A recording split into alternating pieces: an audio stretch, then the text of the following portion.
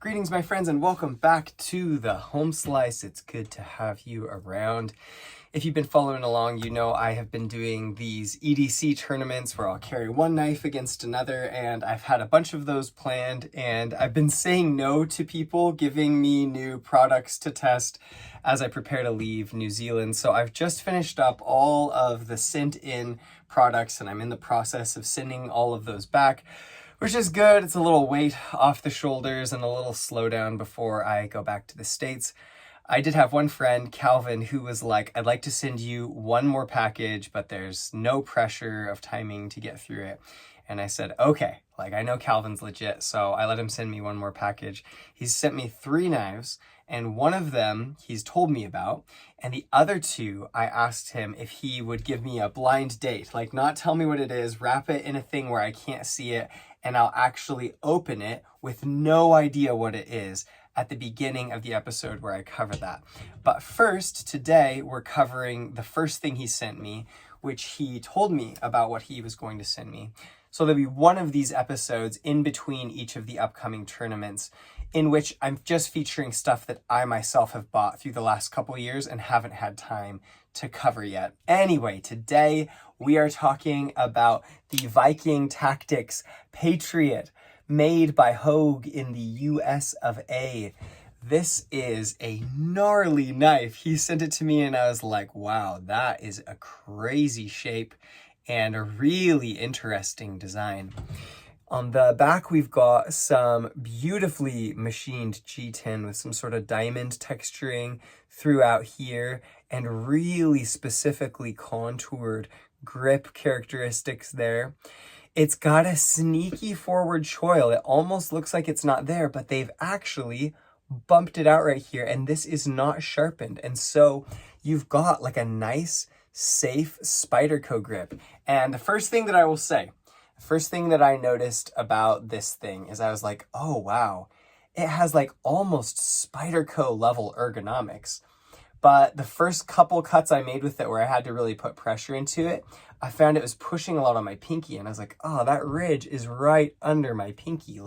It's a great carry size and it's great ergonomics up to there. I'm like, but that's not a good design choice. And then I realized, oh, you can choke up on it.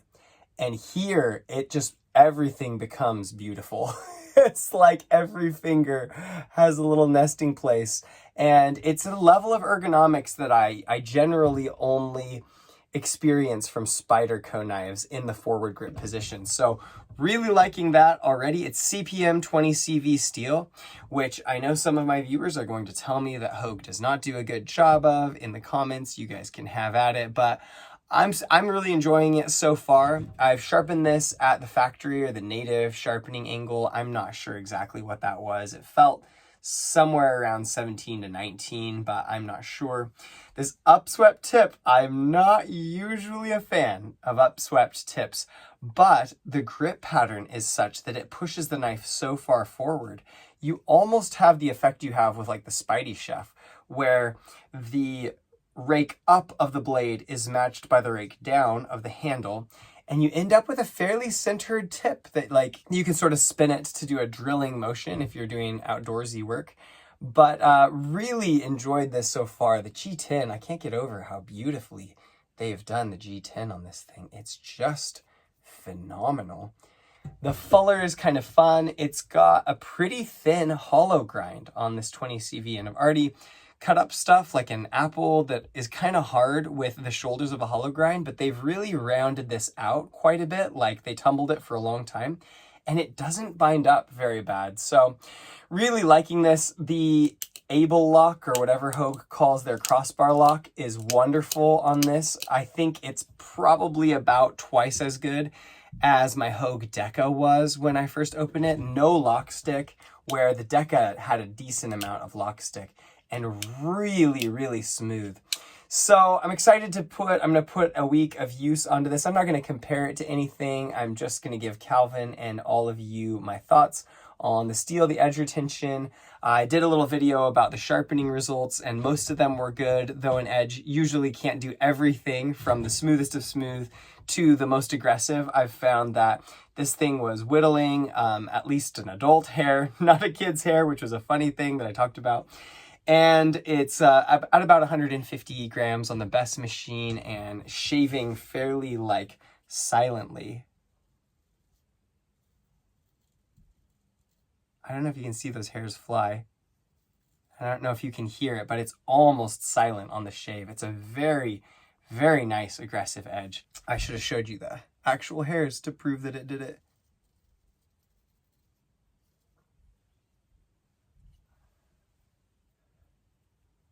There you go.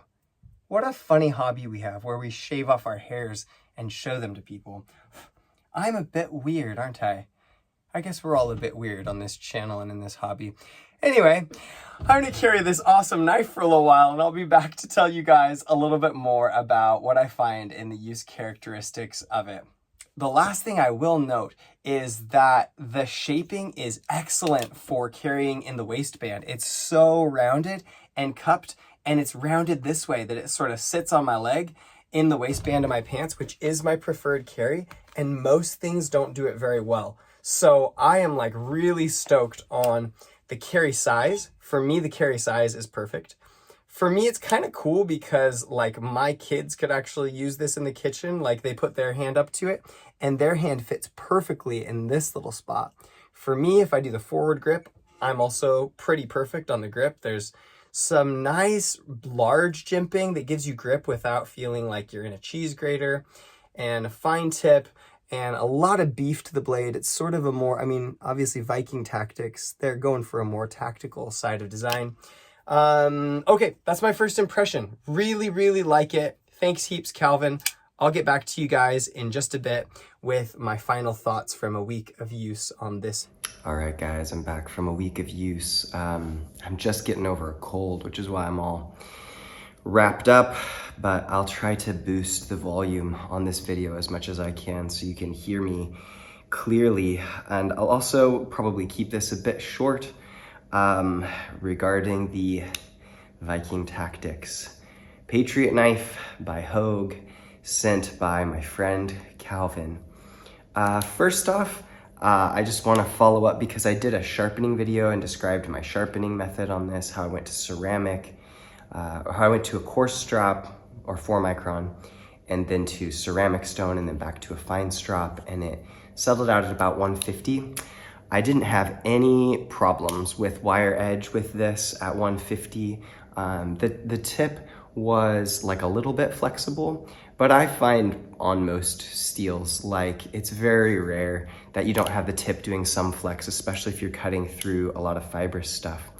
And this thing did a ton of work like that. So I had to trim the flax along my driveway. It's about 700 meters or 700 yards long, our driveway. It's shared with our neighbors, and they pay me to trim the flax. And flax fibers, they're actually what linen is made out of. So if you think of how strong those threads are in linen clothing, they're actually quite strong. If I have like 2 or 3, I can barely break them. They usually slip out of my hand before they break if I take them from the flax plants. So they're cuttable if you have an aggressive edge, but they are very, very high in tensile strength. And this M390, this fine edge with a ceramic that I put on this M390 did amazing. Like it just cut and cut and cut. And then at the end of the week, I had an unusual project. I had built some acoustic panels for the organization I used to work for.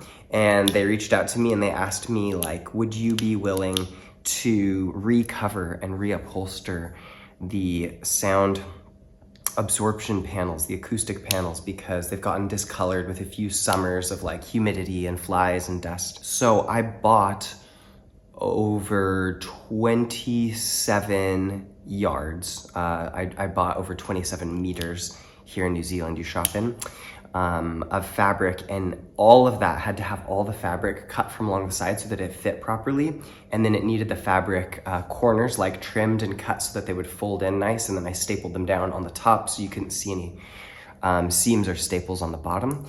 And so I cut like yards and yards and yards and yards of actual fabric with this fine edge, and it worked great. Like it probably at about, I don't know, probably at about over 25 meters. It got to the point where you'd have to like saw a little bit more, but I have experienced that with a lot of steels. The only kinds of steel that I have experienced to not sort of lose that level of aggression after that level of work would be like your M4s or your K390s, like those high toughness, fine structure, carbon steel types or tool steel types are the only ones that I've experienced that will really, really like hold that fabric cutting sort of fiber popping edge at a long, long time. So for a stainless, I was actually really pleased with this. I know I'll get comments. I know M390, there's all these fights over it. I don't really have this big taking of sides in that conflict.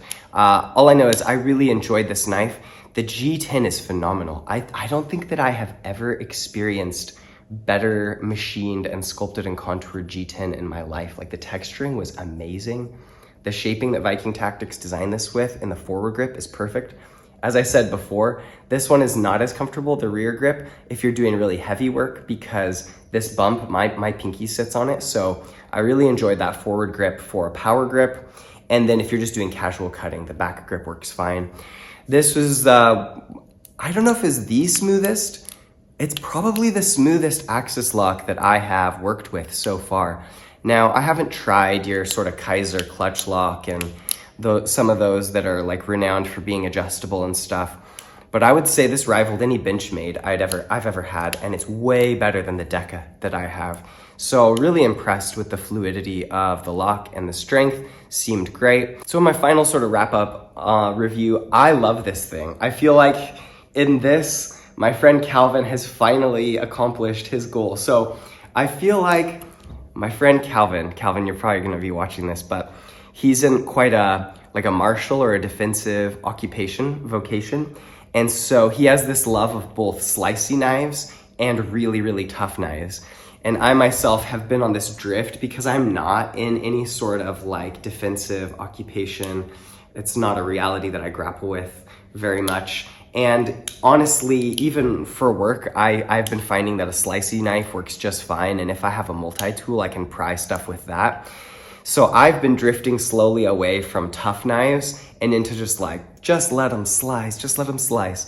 And the hollow grind on this was like enough. And the stonewash made the shoulder not bind up on things as badly, I found. So I enjoyed the slicing action of this, given that it's a 3mm thick knife with a really tough tip. But I feel like Calvin succeeded in talking me into his ethos here, because I feel like he finally sent me a knife that's like, it's so curved and it's so hollow ground that it's really quite slicey, but it's actually really, really robust lock, robust tip, thick sort of blade stock for a folder, thick enough anyway. I know they make them thicker, but I think Calvin, shout out to you, bro. Like you did it. You did it, man. You talked me into a knife that is not just like a dedicated slicer. And I gotta be honest, even though the Hogue Deca is thinner and the blade shape's more of my natural taste, I'm pretty sure, like all things considered, I actually liked this better, and I really like the Hogue Deca. So I'm very impressed with this. I feel like the Hogue's 20CV and their Magna Cut in this configuration and the Deca, they deliver similar enough performance for me. I didn't notice a huge difference between the two. But yeah, really, really impressed with the design work. Every time I use it, I notice different things. They actually lined up where the blade lock's in. The jimping actually lines up on that last one, so there's a perfect flow on the jimping, which is cool. There's not much of a sharpening notch here. I kind of prefer to have no sharpening notch. I'm kind of on the Spyderco side of things there.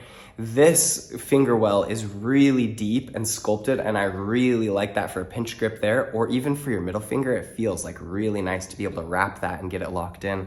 So the more I used it, the more I appreciated it. I would consider this a 100% success. Thanks for sending this in, Calvin. And I'm excited to do the next test, which will be a blind date. So I have no idea what it is.